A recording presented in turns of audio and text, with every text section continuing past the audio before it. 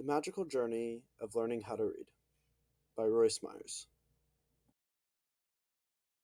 Every summer, I would visit my grandparents in Lakey, Texas.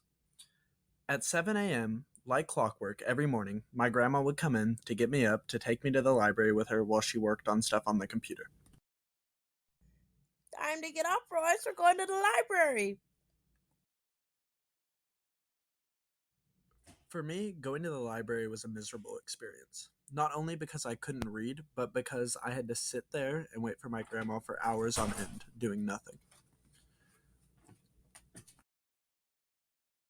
My grandma would take me to the kids section and tell me to sit down and wait for her to finish on the computer.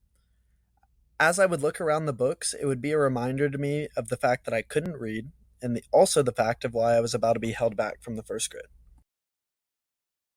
Okay, grandson, find a book and sit down. Wait for me. All I really wanted to do was be at their lake, fishing on the boat, or paddling around, not having to worry about going to the library the next morning. No matter what went on the prior day, there was one thing for certain, that I would be at the library the next morning. One day, as I was walking around the library, a blue book caught my attention. I pulled it down from the shelf and started to flip through the pages. As I saw the vibrant images, I was cast into an alternate universe of adventure and imagination. This book that captured my imagination, I took back to my grandparents' house and continued to look through the pages. My grandma notices this and comes over and slowly starts to help me sound out words. Slowly but surely, putting words to the images while my grandma slowly sounded them out helped me make connections in my mind that furthered my ability to read. The book that my grandma first initially helped me read was called The Little Prince. Then, after that, she introduced me to the Harry Potter books, the Magic Treehouse books, and also the Percy Jackson series.